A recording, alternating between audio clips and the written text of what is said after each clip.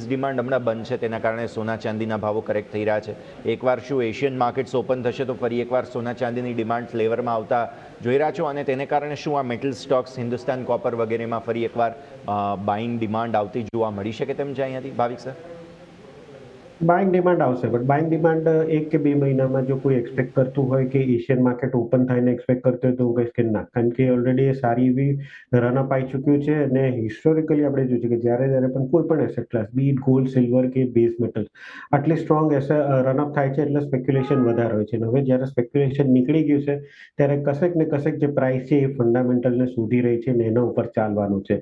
અત્યારના ઓલરેડી આપણે જોઈ રહ્યા છે કે ચાઇનીઝ માર્કેટ છે એ બંધ છે અઠવાડિયા માટે. એ પહેલા ઓલરેડી એ લોકોએ બાય કરી દીધો હોય છે કોપર ને ખાસ કરીને બીજી બધી બેઝ મેટલ, એ ઇન્વેન્ટરી વધારે જ રહેવાની. એટલે ઇનફેક્ટ એ લોકોનું ઓપન થશે ને તો એ ઇન્વેન્ટરીઝ ડિપ્લીટ થતા વાર લાગશે.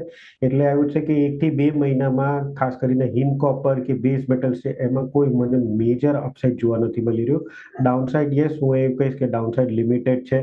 અને લોંગ રન માટેનો આ હિન્દ કોપર છે કે હિન્દ ઝિંક છે એ સ્ટોક છે.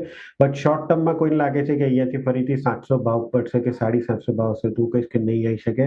ઇનફેક્ટ કોઈ પણ કરેક્શન આવે છે, જેમ કે અત્યારના 540 ની આસપાસ ચાલી રહ્યો, 515 ની આસપાસ જો હિન્દ કોપર આવે ને તો ડેફિનેટલી 1 વર્ષના વ્યૂ માટે બાય કરી શકો. 1 વર્ષમાં 100% 750 ની ઉપર જશે, બટ 1 થી 2 મહિનામાં પાછું ઉપર હમણાં મોટી તેજી આવે એવું દેખાઈ નથી રહ્યું. તો બેઝિકલી નવી ડિમાન્ડ આવશે એટલે ફરી એકવાર ખરીદારી શરૂ થઈ જશે અહીંયાથી. અત્યારે ફિલહાલ થોડો એવો એક કસ નીકળી રહ્યો છે એમ કહેવું જોઈએ ભાવોમાં, તો એ સ્થિતિને આપણે જરૂરથી ધ્યાન પર રાખવાની રહેશે.